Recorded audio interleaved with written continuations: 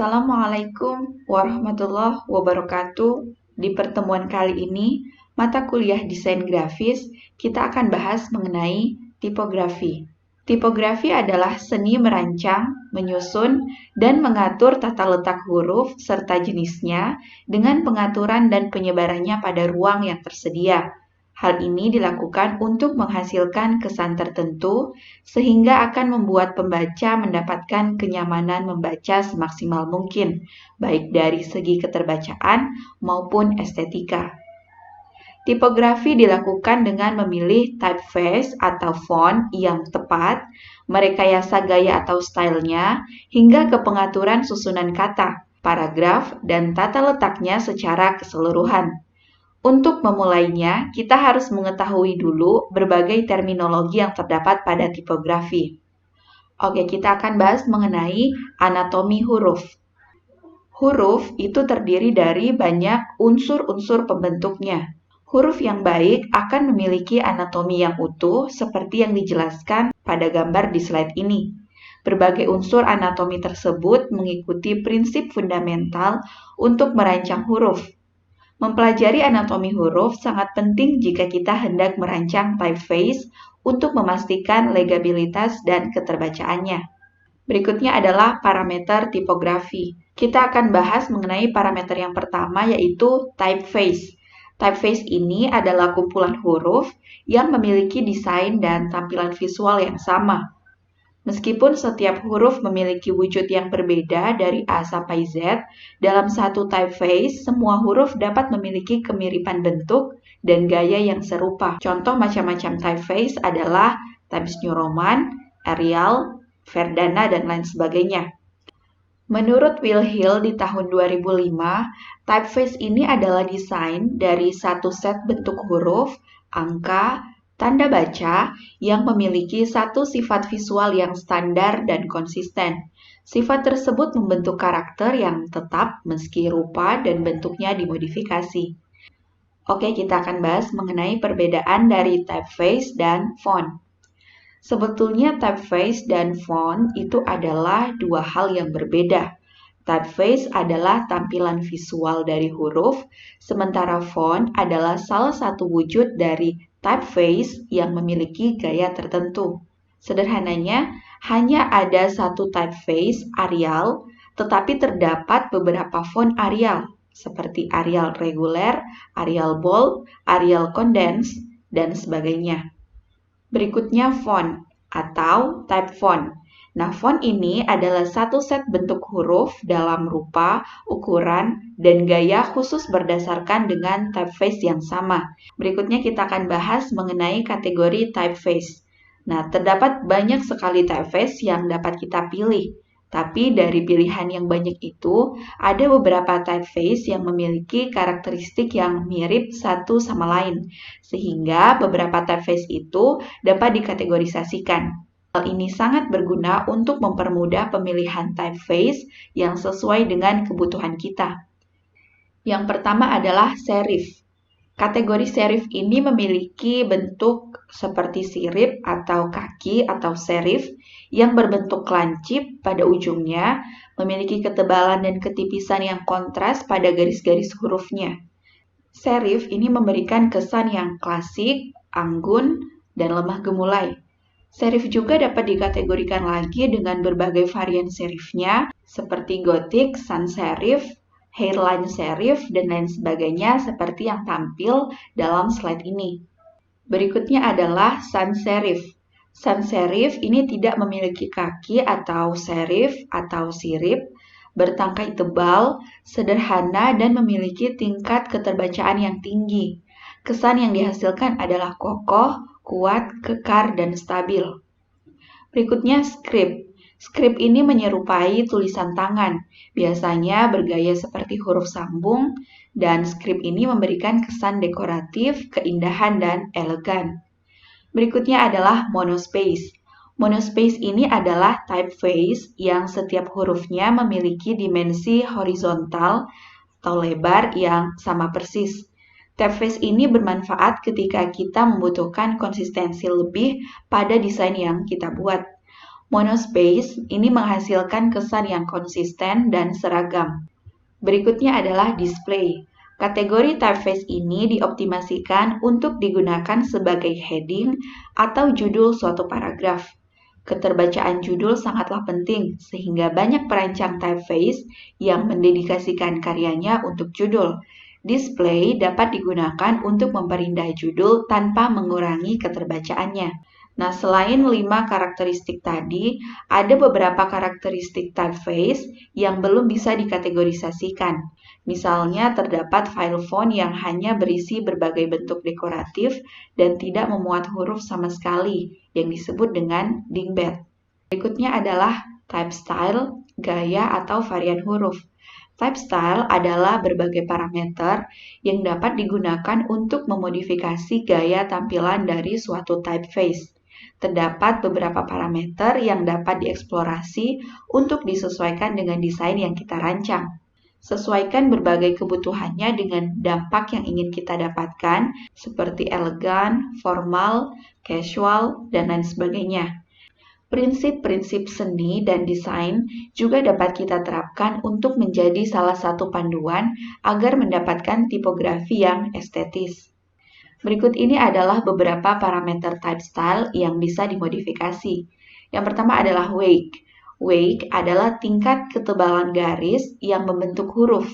Biasanya, suatu font ini memiliki wake yang berbeda-beda, seperti light atau tipis, regular atau biasa, medium atau sedang, dan bold atau tebal. Nah, gunakan wake yang bold untuk judul dan wake yang biasa untuk teks isi.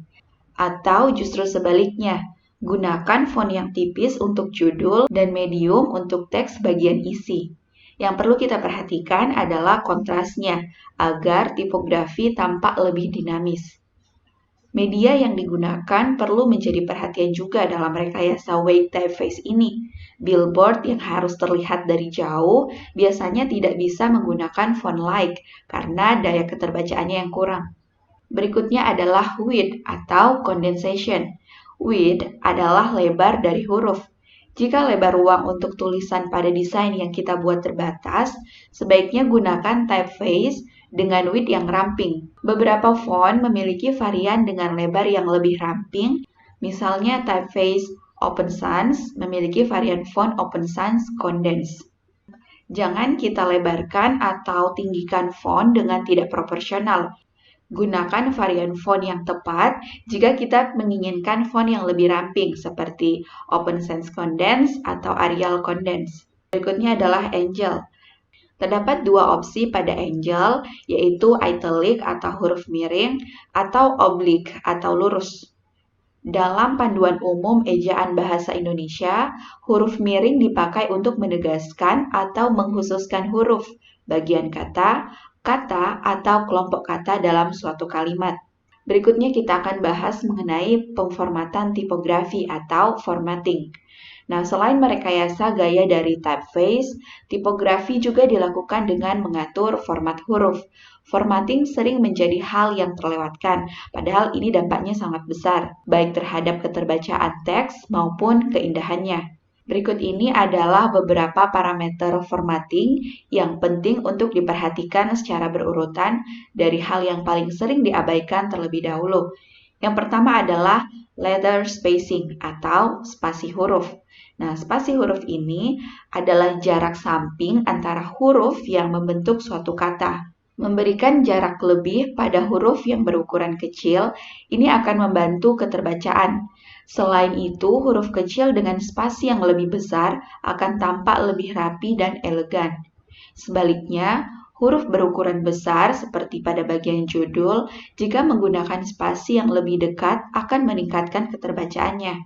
Penggunaan spasi yang lebih mendempet pada huruf bagian judul juga akan menghemat lebih banyak ruang. Menimbang ukuran huruf pada judul relatif besar dan menyita banyak ruang dalam desain kita. Berikutnya adalah line height. Line height ini adalah jarak antar kalimat dalam suatu paragraf atau jarak atas dan bawah.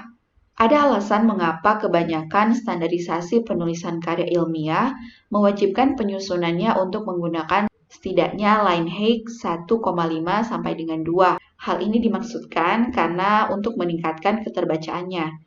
Sebaliknya, mengurangi line height pada huruf yang berukuran besar dapat menghemat ruang dan meningkatkan keterbacaannya. Berikutnya adalah ukuran huruf. Kita perlu memperhatikan kontras antara satu teks dengan lainnya, misalnya teks isi dan teks judul. Nah, salah satu kesalahan yang sering terjadi pada tipografi desain adalah kurangnya perbedaan ukuran antara teks dan judul.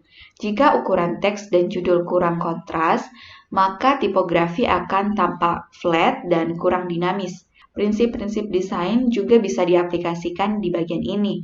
Nah, kontras akan menciptakan pengalaman visual yang lebih estetis. Berikutnya adalah capitalization. Huruf kapital dan huruf kecil sudah biasa dipergunakan secara berkala. Nah, tentunya capitalization ini juga bisa memberikan kesan yang berbeda. Huruf kecil cenderung memberikan kesan casual, friendly, santai, dan ringan. Nah, sementara huruf kapital tampak lebih formal dan serius. Tapi dari kedua varian tersebut, terdapat juga huruf small caps yang sering terlewat sebagai salah satu opsi capitalization. Seperti yang bisa kita lihat dalam contoh di slide ini, small caps ini adalah capitalization yang menggunakan karakter kapital yang lebih besar di huruf pertama dan huruf kapital yang ukurannya lebih kecil di sisa hurufnya. Gaya capitalization ini memberikan ruang lebih bagi modifikasi yang dapat kita lakukan pada capitalization tipografi. Berikutnya adalah paragraph spacing. Nah, paragraph spacing ini adalah jarak antar paragraf. Hal ini terutama harus diperhatikan jika line height kita ubah menjadi lebih renggang. Pastikan spasi paragraf tetap lebih lebar daripada line spacing. Berikutnya kita akan bahas mengenai prinsip-prinsip tipografi. Nah, sebagai acuan awal dalam prinsip-prinsip untuk menghasilkan karya tipografi yang maksimal, prinsip yang telah diakui oleh banyak tipografi terbagi menjadi dua prinsip secara umum, yaitu prinsip keterbacaan tipografi dan prinsip estetis tipografi. Nah, kita akan bahas dulu dari prinsip keterbacaan tipografi. Yang pertama adalah huruf kecil cenderung lebih baik tingkat keterbacaannya jika dibandingkan dengan huruf besar atau kapital. Kemungkinan karena huruf kecil bentuknya jauh lebih kontras satu sama lain. Yang kedua, huruf lurus atau standar ini jauh lebih mudah dibaca jika dibandingkan dengan huruf miring atau italic.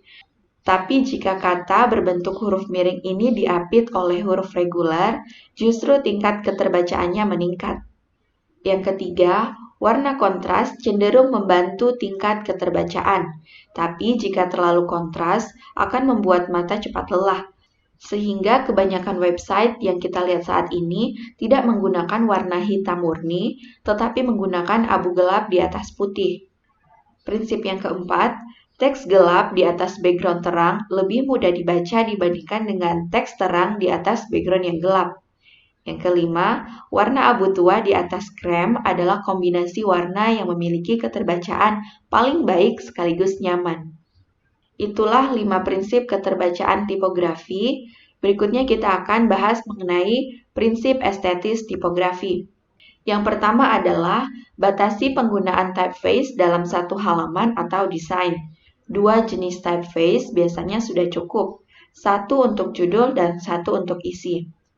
Yang kedua, batasi penggunaan warna, 1 untuk judul dan 1 untuk isi. Yang ketiga, gunakan minimal 3 ukuran atau weight yang berbeda untuk memaksimalkan kontras dan keindahan tipografi.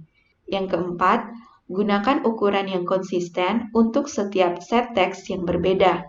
Yang kelima, berikan letter spacing yang lebih untuk font yang berukuran kecil dan kurangi letter spacing untuk font yang berukuran besar.